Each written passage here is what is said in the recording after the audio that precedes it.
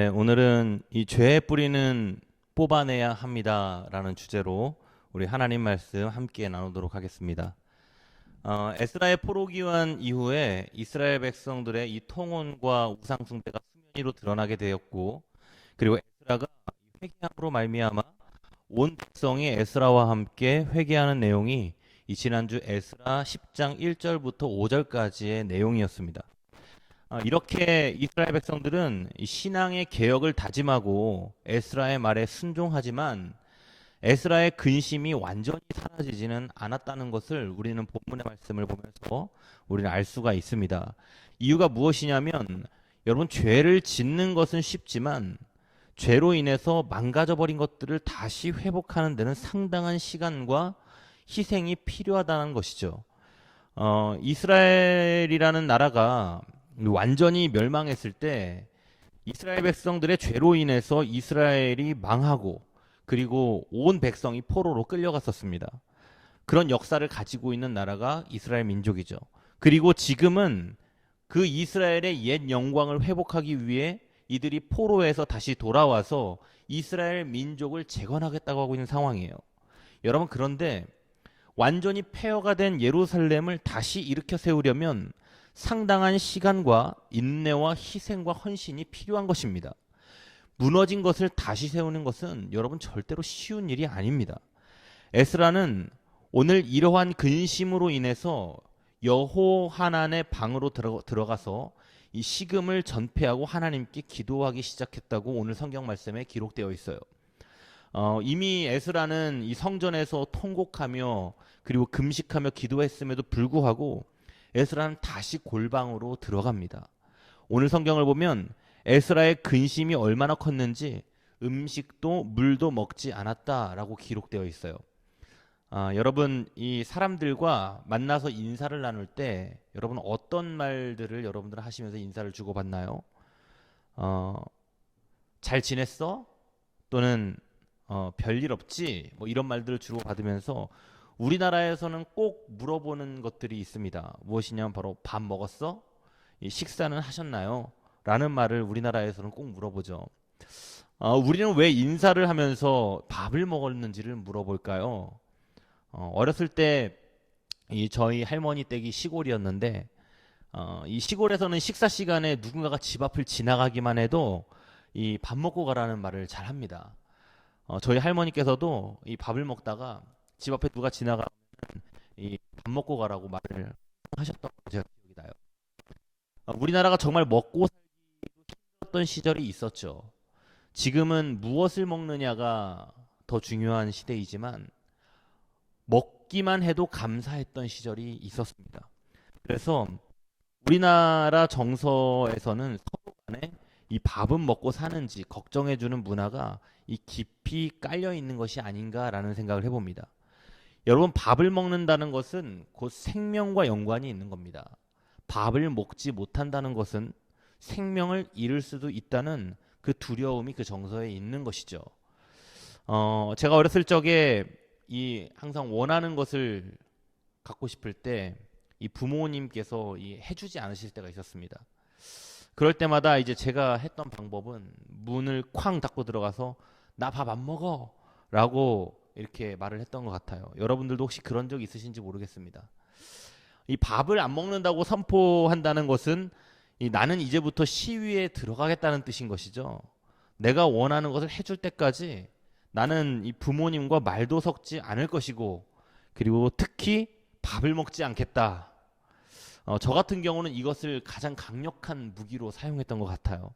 그런데 이상하게도 부모님께서 밥을 먹지 않는다고 하면 제가 원하는 것을 들어주셨던 기억이 있습니다.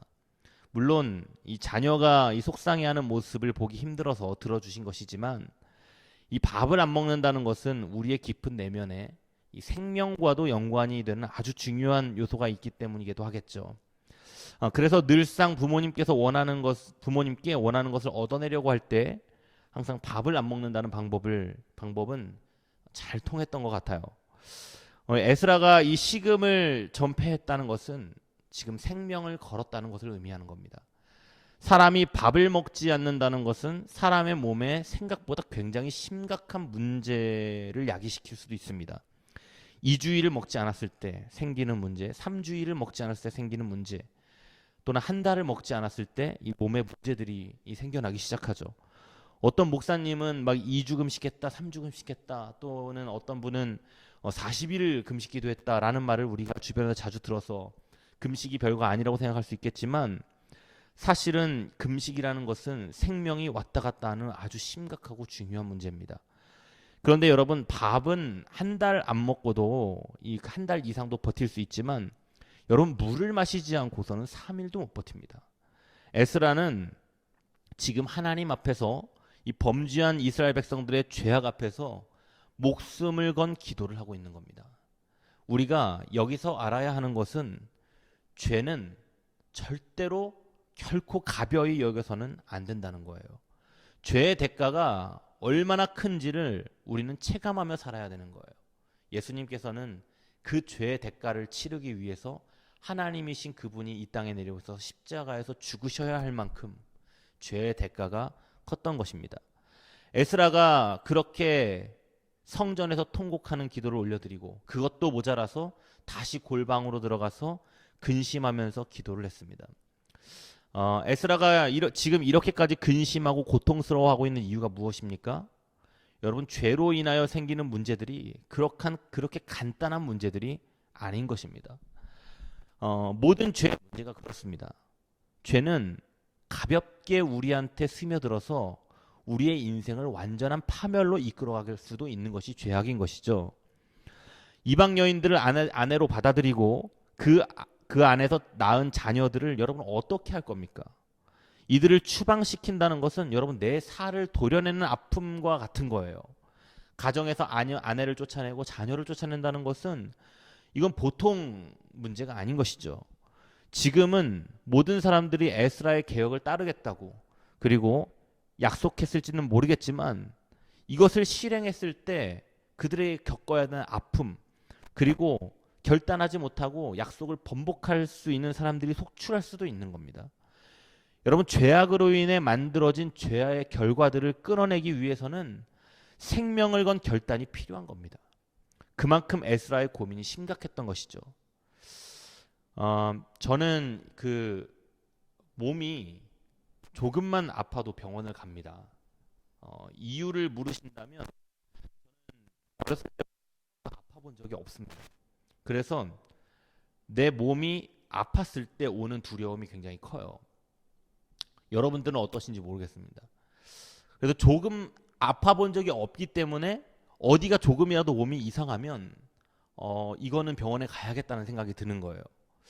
어떤 사람들은 이 너무 예민한 것 아니냐라고 하는 사람들도 있는데, 물론 뭐 항상 병원에 가서 검사받고 온다고 해서 뭐 병원에서 뭐 이상한 문제가 드러난다거나 그런 건 아닌데, 거의 대부분 정상이 나오고, 그리고 웬만한 것은 약 먹으면 낫더라고요. 그런데 이 저와 같이 아플 때 바로 병원에 가는 사람이 큰 병에 걸리지 않는다고 하더라고요. 그리고 아플 때 병원 바로 찾는 것은 좋은 습관 중에 하나인 것 같습니다. 어떤 사람들은 아파도 참고 견디다가 병원 가는 것을 차일피일 미루는 사람들도 있습니다. 여러분, 아플 때 병원 가는 것을 미루는 것은 어떻게 보면 이 병을 키우는 것이죠.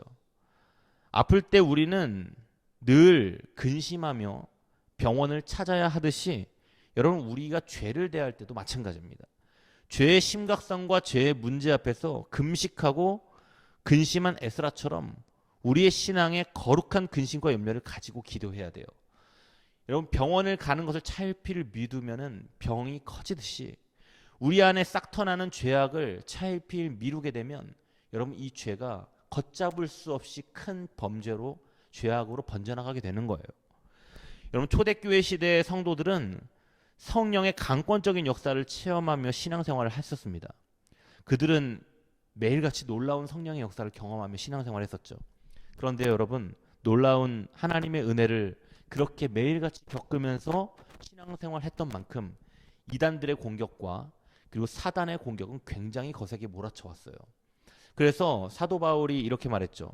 교회의 성도들에게 교회가 하나님 앞에 온전히 세워질 수 있도록 항상 염려와 기도를 끊이지 않게 하라고 말씀하십니다. 에스라가 그렇게 금식하고 기도한 거예요. 여러분, 그렇게 근심하고 그리고 또한 기도하고 이렇게 에스라가 그 기도를 끝내고 방에서 나오자마자 에스라가 이제 이스라엘 백성들에게 명령을 합니다. 어떤 명령을 내리냐면 모든 백성들은 모두 예루살렘에 모이라는 칙령을 유대 땅 전역에 공포를 했습니다. 그리고 기한을 단 3일만 줍니다. 3일 안에 예루살렘으로 모이지 않는 자는 누구든지 모든 제사를 박탈하고 이 땅에서 내쫓는다는 내용이었어요. 여러분, 굉장히 강력하고 단호한 명령이 아닐 수 없죠. 여러분, 이러한 명령은 정말로 무서운 명령입니다. 하지만 에스라의 입장에서는 모든 것을 개혁하고 새로운 출발을 하기 위해서는 이 초강수를 둘 수밖에 없었던 겁니다. 에스라가 이렇게 단호하고 준엄한 명령을 내는 데는 다 이유가 있는 것이죠. 여러분, 죄의 문제에 대한 심각성, 그리고 이 문제를 해결하려면 얼마나 큰 대가를 치러야 하는지, 그리고 이 문제를 해결하기 위해서는 단 한 사람도 빠지지 않고 모두가 동참해야만 하기 때문이었어요. 이스라엘 백성들은 예루살렘 성전 앞으로 모여들었고 에스라는 그 앞에서 이스라엘 백성들에게 선포합니다. 뭐라고 이야기하냐면 오늘 본문 말씀에 여러분이 죄를 지었습니다. 이방 여자와 결혼함으로써 이스라엘의 죄를 더했습니다. 그러므로 이제 여러분의 조상들의 하나님 여호와께 죄를 고백하고 여호와께서 기뻐하신 일을 하십시오. 이방 민족과 관계를 끊고 여러분의 이방 아내와도 관계를 끊으십시오. 이렇게 에스라가 백성들 앞에서 선포를 했습니다. 이에 대해 이스라엘 백성들의 반응이 어땠냐?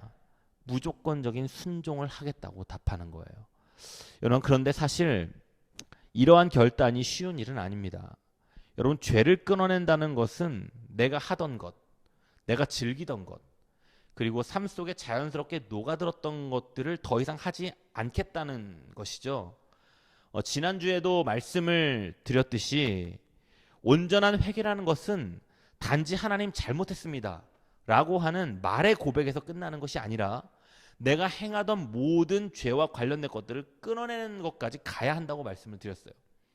하지만 죄의 문제를 끊어낸다는 것은 말로는 쉽지만 실제로 실천으로 옮기려고 했을 때 문제가 상당히 많이 발생을 합니다. 인간관계의 문제, 그리고 또 직장의 문제, 또는 경제적인 문제, 또는 가정의 문제, 먹고 사는 문제까지 죄의 문제는 조금이라도 죄가 걸쳐져 있다면 그 일들을 끊어내야 하는 것이기 때문에 그래요. 예를 들어 여러분, 부정한 방법으로 돈을 벌어서 먹고 사는 사람이 있다고 가정해 봅시다. 이 사람이 죄를 회개한다는 것은 이제부터 부정한 방법으로 돈을 벌지 않겠다는 것이죠. 이 사람은 회개하는 순간부터 이제부터 돈벌이가 끊기게 되는 것입니다.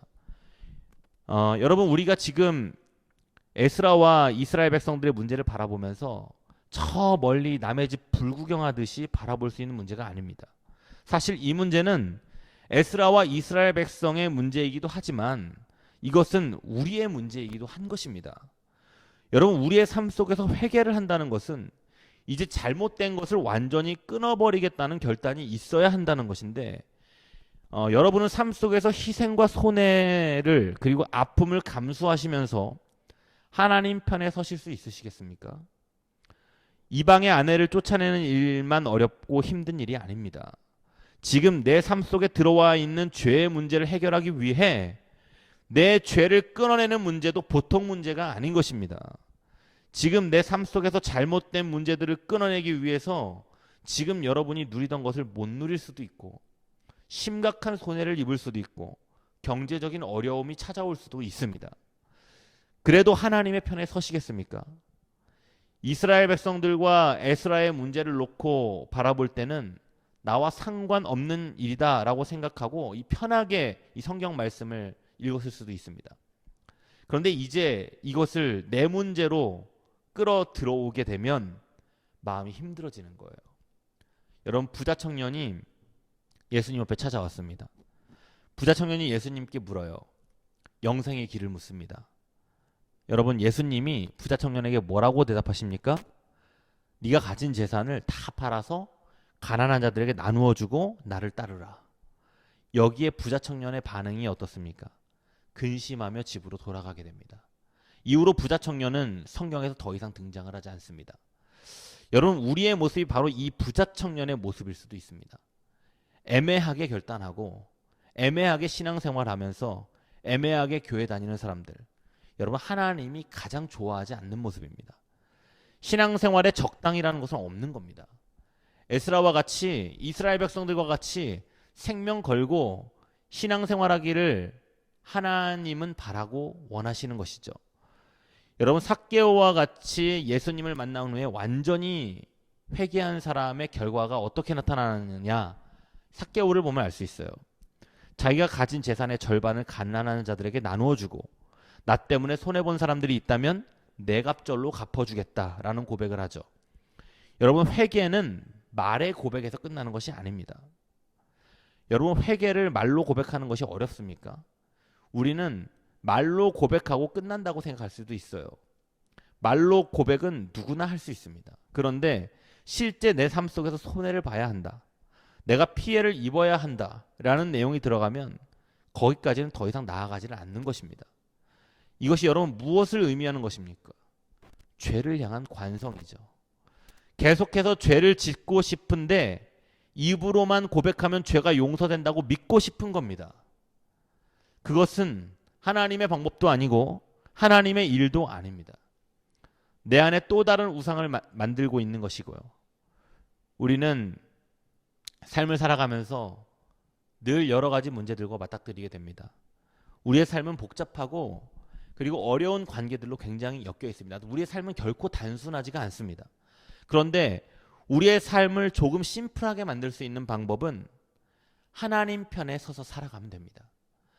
하나님의 말씀대로 그리고 하나님의 뜻을 따라 한 걸음 한 걸음 그 길을 걸어가는 거예요.